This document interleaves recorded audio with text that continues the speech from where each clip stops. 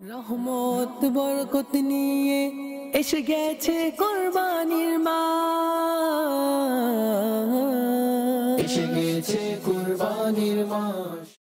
আলহামদুলিল্লাহি রাব্বিল আলামিন والصلاة والسلام على سيد المرسلين أما بعد فأعوذ بالله من الشيطان الرجيم بسم الله الرحمن الرحيم الصلاة والسلام عليك يا رسول الله الصلاة والسلام عليك حبيب الله وعلى آلك وصحبك নূর আল্লাহ। প্রিয় ছোট্ট বন্ধুরা, মদিনী চ্যানেলের দর্শকবৃন্দ, আসুন আবার আপনাদের সঙ্গে উপস্থিত হলাম আপনাদের প্রিয় অনুষ্ঠান নিয়ে, কুরবানি ও শিশুরা। জি, আমাদের অনুষ্ঠানটির নাম কি? কুরবানি ও শিশুরা। মাশাআল্লাহ। এখন আমাদের অনুষ্ঠানটি শুরু করার পূর্বে আমরা একটি দরুদ পাকের ফজিলত সম্পর্কে শ্রবণ করব। আমাদের প্রিয় নবী হযরত মুহাম্মদ সাল্লাল্লাহু আলাইহি ওয়াসাল্লাম ইরশাদ করেন, যে ব্যক্তি জুমার দিন 200 বার দরুদ পাক পাঠ করেন তার 200 বছরের গুনাহ মাফ হয়ে যায়। সুবহানাল্লাহ। ইনশাআল্লাহ আমরা চেষ্টা করব বেশি বেশি করে দরুদ পাক পাঠ করার, ইনশাআল্লাহ।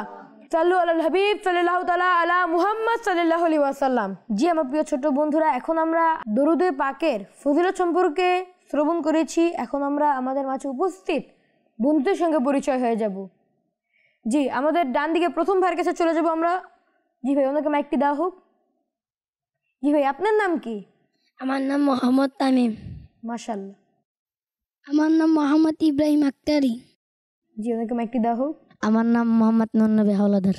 জি প্রিয় ছোট বন্ধুরা, এখন আমরা আমাদের ডান দিকের ভাইদের কাছে পরিচয় নিয়ে ফেলেছি। এখন আমরা চলে যাবো আমাদের বাম দিকের ভাইদের কাছে। জি ভাই, আমাদের প্রথম ব্যক্তিকে মাইকটি দেওয়া হোক। জি ভাই, আপনার নাম কি? আমার নাম মোহাম্মদ নুরুজ্জামান। জি, ওনাকে মাইকটি দেওয়া হোক। আমার নাম মোহাম্মদ সৈকত। জি, এখন ওনাকে মাইকটি দেওয়া হোক। আমার নাম মোহাম্মদ তোহা। মাশাআল্লাহ। জি প্রিয় ছোট বন্ধুরা, মদিনী চ্যানেলের দর্শক বৃন্দ, এখন আমরা আমাদের মতো বন্ধুদের সাথে পরিচয় হয়ে ফেলেছি। জি আমার প্রিয় ছোট বন্ধুরা, মদিনী চ্যানেলের দর্শক বিন্দু, আজ আমাদের আলোচনার বিষয়টি হলো কুরবানির প্রতিদান। আমাদের আলোচনার বিষয়টি কি?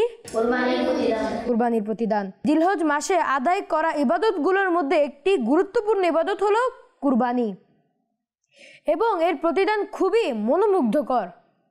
আল্লাহর সর্বশেষ নবী হযরত মুহাম্মদ সাল্লাল্লাহু আলাইহি ওয়াসাল্লাম ইরশাদ করেন, কুরবানির পশুর প্রতিটি পশমের বদলে একটি করে নেকি প্রদান করা হয়। সুবহানাল্লাহ। সাধারণত কোনো আমল বা ইবাদত যেমন নামাজ তা সম্পূর্ণ করার পরে কবুল হয়, কিন্তু কুরবানি এমন একটি ইবাদত যার রক্ত জমিনে পতিত হবার পূর্বে তা আল্লাহ পাকের কাছে কবুল হয়ে যায়। সুবহানাল্লাহ। আর কুরবানির দিনগুলোতে সবচেয়ে উত্তম আমল হলো কুরবানি করা। কি করা?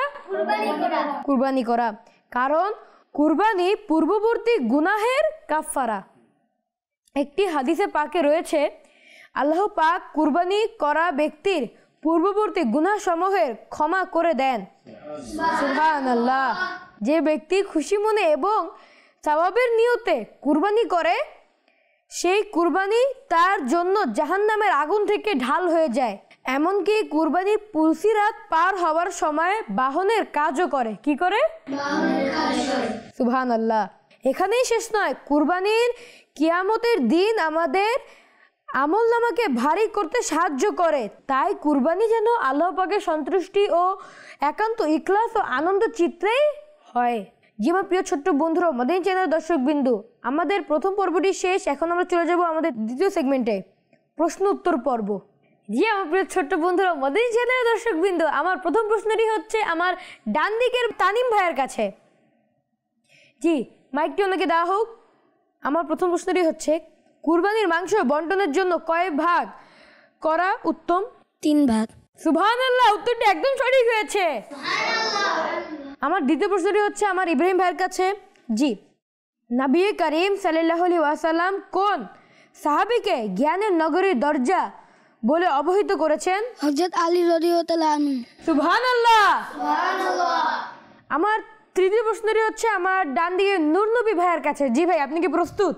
হযরত ইব্রাহিম আলাইহিস সালাম এর কোন একজন পুত্রের নাম বলুন। হযরত ইসমাঈল আলাইহিস সালাম। সুবহানাল্লাহ, উত্তরটি একদম সঠিক হয়েছে। এখন আমরা চলে যাব আমাদের বাম দিকের বন্ধুদের কাছে। জি, আমাদের বাম দিকে প্রথম ব্যক্তিকে মাইকটি দেওয়া হোক। জি নুরুজ্জামান ভাই, আপনি কি প্রস্তুত?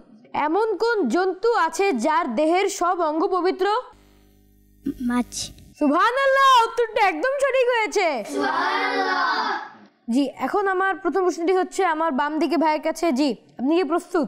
কোন নবী আলাইহিস সালাম এর জন্য আল্লাহ তাআলা আগুনকে ঠান্ডা ও আরামদায়ক বানিয়েছিলেন? হযরত ইব্রাহিম আলাইহিস সালাম। সুবহানাল্লাহ, উত্তরটি একদম সঠিক হয়েছে। জি, আমাদের সর্বশেষ নবী কে ছিলেন? হযরত মুহাম্মদ সাল্লাল্লাহু আলাইহি সাল্লাম। উত্তরটি একদম সঠিক হয়েছে। সুবহানাল্লাহ। জি, আমার প্রিয় ছোট্ট বন্ধুরা ও মদিনী চ্যানেলের দর্শক বৃন্দু, আসুন আমরা আমাদের তৃতীয় নম্বর সেগমেন্টের দিকে অগ্রসর হই। আমাদের তৃতীয় নম্বর সেগমেন্টটি হচ্ছে নাম্বার 1 অ্যাক্টিভিটিস। জি, আমাদের এই সেগমেন্টে আমি আপনাদেরকে একটি শব্দ দিব। এই শব্দ দ্বারা আপনাদের একটি বাক্য গঠন করতে হবে। আমরা সবাই পারবো তো? ইনশাআল্লাহ। আমি চলে যাবো আমাদের ডান দিকে আমাদের তানিম ভাইয়ের কাছে। জি, মাইকটি ওনাকে দেওয়া হোক। জি তানিম ভাই, আপনি কি প্রস্তুত? আমার প্রথম শব্দটি হচ্ছে ধৈর্য। নিশ্চয়ই আল্লাহ ধৈর্যশীলদের সাথে আছে। সুবহানাল্লাহ, উত্তরটি একদম সঠিক হয়েছে। সুবহানাল্লাহ। জি, এখন আমরা চলে যাবো আমাদের ইব্রাহিম ভাইয়ের কাছে। জি ভাই, নেকি। আমার শব্দটি হচ্ছে আপনার জন্য নেকি। নেকির দাওয়াত দেওয়া উচিত। সুবহানাল্লাহ, উত্তরটি একদম সঠিক হয়েছে। আমার শব্দটি হচ্ছে নূর নবী ভাইয়ের জন্য নামাজ। নামাজ কি? নামাজের শব্দ গঠন করেন। নামাজ পড়লে জান্নাত যাওয়া যায়। সুবহানাল্লাহ, উত্তরটি একদম সঠিক হয়েছে। জি, এখন আমরা চলে যাবো আমাদের বাম দিকে নুরুজ্জামান ভাইয়ের কাছে। সওয়াব। কুরবানিতে অনেক সওয়াব আছে। সুবহানাল্লাহ, উত্তরটা একদম সঠিক হয়েছে। জি ভাই, এখন আমার শব্দটি হচ্ছে আপনার জন্য জান্নাত। নামাজ জান্নাতের চাবি। সুবহানাল্লাহ, উত্তরটি একদম সঠিক হয়েছে। জি তো ভাই, আমার আপনার জন্য আমাদের এই সেগমেন্টের সর্বশেষ শব্দটি হচ্ছে কুরআন। কোরআন আল্লাহ তাআলার বাণী। সুবহানাল্লাহ, উত্তরটি একদম সঠিক হয়েছে। জি আমার প্রিয় ছোট্ট বন্ধুরা, আমাদের এই চ্যানেলের দর্শক বিন্দু, আপনারা ইতিমধ্যে দেখতে পেলেন আমাদের মাঝে উপস্থিত প্রতিটি বন্ধুই চমৎকারভাবে বাক্য গঠন করে আমাদের এই সেগমেন্টটি সম্পূর্ণ করেছেন। এখন আমরা অগ্রসর হব আমাদের পরবর্তী সেগমেন্ট নফসের কুরবানি, এবং কাউকে কষ্ট দিব না।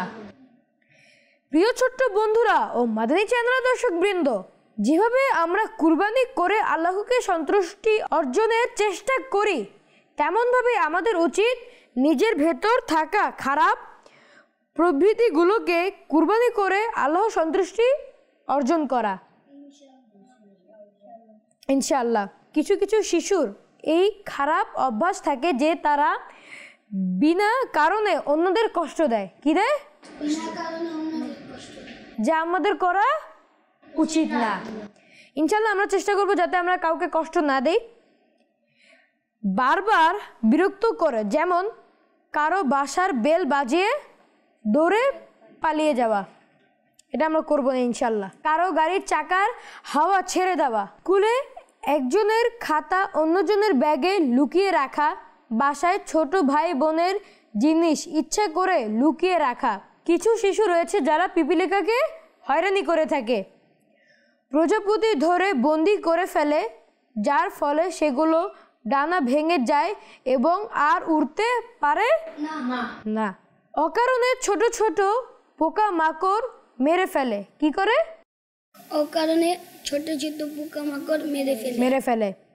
প্রিয় ছোট্ট বন্ধুরা ও মাদানী চ্যানেলের দর্শক বৃন্দ, একটি কথা স্মরণ রাখবেন, যে প্রাণী আমাদের ক্ষতি করে না সেগুলোকে মারা উচিত নয়।